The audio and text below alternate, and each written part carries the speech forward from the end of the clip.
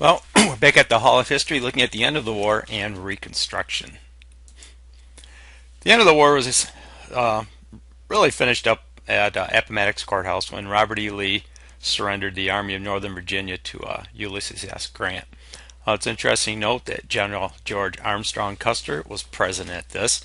There were still a few skirmishes that went on, especially between different uh, units out in the west because it took some time for the news to get out there. But for all practical purposes, this is the end date of the war.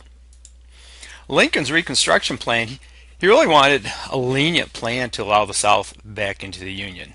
The government would pardon all Confederates except high-ranking officials, and as soon as 10% of those who voted in 1860 took an oath of allegiance to the Union, they could form a new state government and send their reps to Congress.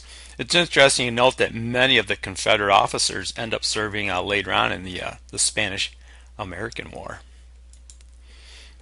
Well, after Lincoln was assassinated, John Wilkes Booth at Ford Theater. In fact, there's some speculation in John Wilkes Booth lived well into old age and died out in the Oklahoma territories.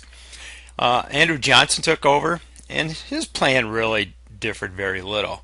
And they both wanted to bring the nation back together after 4 years of war, which really, there was a lot of bitterness on both sides after this long struggle.